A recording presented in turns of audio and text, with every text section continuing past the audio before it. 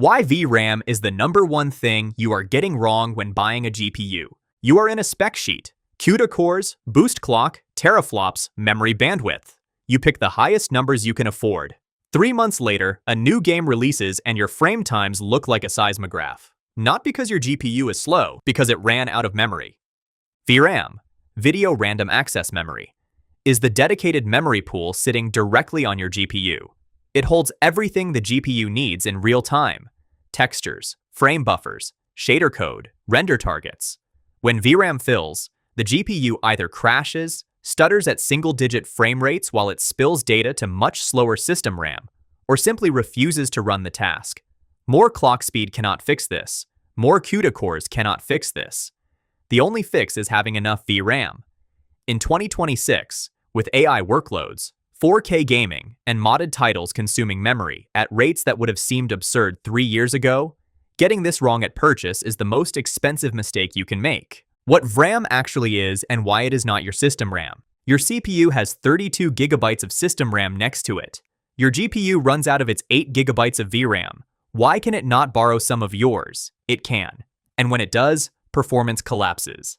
VRAM sits directly on the GPU die, connected via an extremely wide memory bus, often 128 to 384 bits wide, giving it bandwidth that system RAM cannot match. A modern GPU's VRAM can move data at over 900 gigabytes per second. Your system RAM manages 50 to 100 gigabytes per second. When VRAM fills, the GPU falls back to system memory, but every texture fetch must now travel across the PCIe bus, a bottleneck that cuts bandwidth by roughly 8 to 10 times. The result? Textures that pop in late, frame times that spike randomly, and in extreme cases, application crashes. The GPU was never designed to run its render pipeline from system RAM. It is like asking a surgeon to operate with their instruments stored in the next building.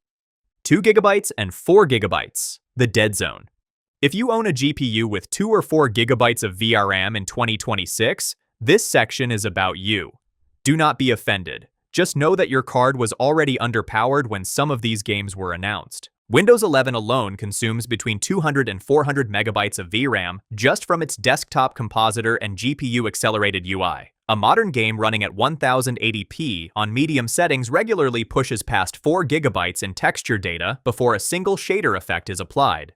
Games like Cyberpunk 2077, Alan Wake 2, and Hogwarts Legacy can consume over 6 gigabytes of VRAM at 1080p on high settings. Basic video editing in DaVinci Resolve lists 8 gigabytes as its minimum recommended figure. If you are running a 4 gigabyte card, most of these applications will either cap settings aggressively, crash intermittently, or stutter so hard that the experience is unusable. The path forward is upgrade. There is no workaround for not having the memory the software requires. 6 GB. The controversial middle child. Cards with 6 gigabytes of VRAM are not ancient history. The GTX 1660 Ti, GTX 1660 Super, and RTX 2060 all shipped with 6 gigabytes of GDDR6. The Intel Arc A380 shipped with 6 gigabytes as recently as 2022. Tens of millions of these cards are in active use right now. The problem is that 6 gigabytes was borderline when these cards launched, and it has only tightened since. At 1080p on standard settings, it survives in most titles. The moment you install a high-resolution texture pack, enable ray tracing, or run a game that was not well optimized for memory, and several titles between 2023 and 2025 were not, you hit the ceiling. The GPU starts pulling from system RAM, frame pacing breaks, and stutters appear that look like a hardware fault but are just a memory crisis. Who is fine? Casual 1080p gamers running older or esports titles. Who gets hurt? Anyone who keeps updating their game library and expects the new releases to behave like the old ones did. 8 gigabytes, the sweet spot, everyone is starting to question. 8 gigabytes is the most common VRAM size in the world right now. It sits in the RTX 4060, the RTX 4060 Ti, and hundreds of millions of active cards. For a long time, it was considered genuinely sufficient. That window is closing. Here is a key fact. NVIDIA launched the RTX 4060 Ti with 8 gigabytes at a time, when the previous generation RTX 3060 shipped with 12 gigabytes. Reviewers publicly called the 8 gigabyte 4060 Ti poorly valued, pointing to games like The Last of Us Part 1 where the card produced unacceptably low frame rates at 1080p. purely from VRAM exhaustion. At 1080p in most titles today, 8GB is functional. At 1440p with demanding or modded titles, it starts breaking. At 4K with high-quality textures, it breaks consistently. Light video editing at 1080p is possible. Anything more serious is not. 12GB. The hidden best value nobody talks about.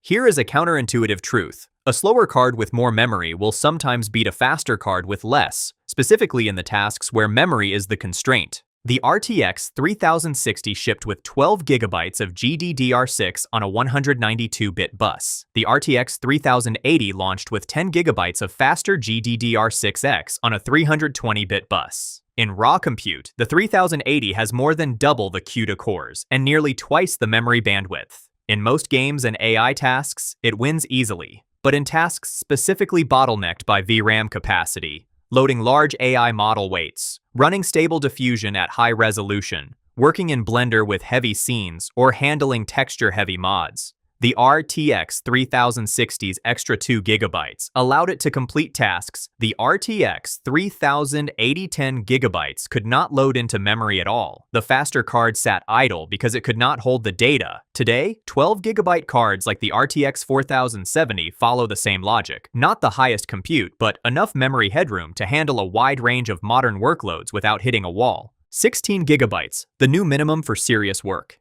If you do anything beyond casual gaming, 4K gaming, video editing, 3D rendering, or running AI tools locally, 16GB is the threshold where things stop fighting you. In DaVinci Resolve, 16GB allows smooth real-time playback of 4K footage without constant cache rebuilding. In Blender with cycles, complex scenes with high-resolution textures fit entirely in 16GB, eliminating the need to split renders. 4K gaming with maximum texture settings in modern titles typically sits between 10 and 14GB, making 16GB a comfortable ceiling. For local AI inference, 16GB allows quantized mid-size language models and Stable Diffusion XL with room left over. The RTX 4070 Ti Super and RTX 4080 both land at 16GB. If your work involves any of the above, anything less will impose restrictions that cost you real-time every session. 24GB, the AI Revolution card. The RTX 3090 and the RTX 4090 each carry 24GB of VRAM. When these cards launched, that number seemed absurd for consumer hardware. Then local AI happened, and suddenly 24GB is the entry point for serious work. Stable Diffusion XL needs around 8 to 12GB for comfortable use, but benefits substantially from 16GB or more. Llama 3 at 8 billion parameters in quantized format needs 6 to 8GB. The 70 billion parameter version in 4-bit quantization needs roughly 35GB, above any single consumer card. But 24GB handles quantized models in the 13 to 30 billion parameter range, covers video generation tools like WAN 2.1, and gives content creators enough headroom for serious DaVinci Resolve and Blender work simultaneously. The RTX 4090 became the dominant card in AI research labs, not primarily because of its compute, but because 24GB was the most VRAM available in a consumer product. Demand shifted. NVIDIA did not plan that. The users did. The VRAM lie. Same number, completely different speed. Two cards both say 16GB. You buy what you think is equivalent to your friend's setup. Your benchmarks are 30 to 40% lower. You did not buy the same thing. The number on the box tells you capacity. It says nothing about speed. GDDR6 transfers data at up to 16 gigabits per second per pin using standard NRZ signaling, 1 bit per clock cycle. GDDR6X uses PAM4 signaling, encoding 4 voltage levels instead of 2, pushing 19 to 21 gigabits per second per pin. That difference, combined with the memory bus width, is where the real gap lives. The RTX 3060's 12 gigabytes of GDDR6 on a 192-bit bus delivers around 360 gigabytes per second. The RTX 3080's 10 gigabytes of GDDR6X on a 320-bit bus delivers 760 gigabytes per second, more than double the bandwidth, less capacity. Both trade-offs are real. Knowing only the gigabyte number when buying a GPU is like knowing only the fuel tank size of a car without knowing what the engine produces. 48 gigabytes and beyond, the insane territory. The NVIDIA RTX A6000 has 48 gigabytes of GDDR6 with ECC error correction and costs around $4,500 to $5,000. The NVIDIA H100 has 80 gigabytes of HBM3 memory, bandwidth approaching 3.9 terabytes per second, and cost approximately $40,000 per unit. These are not gaming cards. 48 gigabytes allows AI researchers to load large language models without quantization, degrading the outputs, run multi-model pipelines simultaneously, process 8K video in real-time color grading, or run scientific simulations that require enormous datasets to stay in memory. The H100 exists for training frontier AI models, the kind that take weeks of continuous compute on dozens of cards running together. The price gap between a 24GB RTX 4090 at roughly $1,600 and a 48GB professional card at $5,000 reflects not just the extra memory, but ECC reliability, driver stability guarantees, longer duty cycles, and the professional certification stack those workloads demand. How much VRAM you need to run AI locally in 2026? 2 years ago, running AI locally meant installing a chatbot. Today it means running image generators, video generators, local language models, and speech tools, all on your own hardware, offline. The VRAM floor has moved dramatically. Stable Diffusion XL at comfortable speeds needs 10 to 12 gigabytes. Video generation models like WAN 2.1 need 16 gigabytes at minimum, and 24 gigabytes for higher resolutions. OpenAI Whisper for speech transcription is lightweight and runs on 4 gigabytes. Llama 3 at 8 billion parameters and 4-bit quantization fits in roughly 6 gigabytes. The 70 billion parameter version quantized to 4-bit needs approximately 35 gigabytes, beyond a single consumer card. The pattern is clear. For current generation image generation, 16 gigabytes is the practical floor. For larger language models without heavy quantization degrading output quality, 24 gigabytes is where it becomes viable on one card.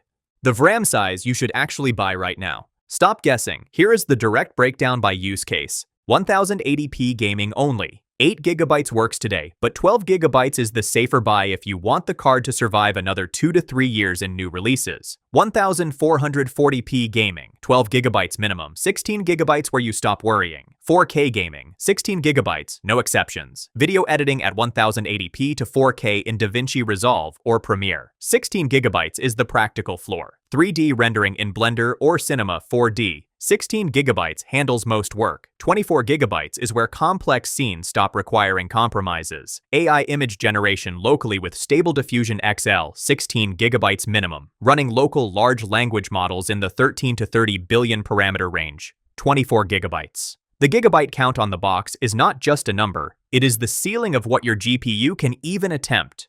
Buy beneath your actual needs once, and you pay for it every single day you use the machine. If VRAM just made sense, wait until you see how much RAM tier actually matters, and how most people are buying the wrong one. That video is already up, go watch it next.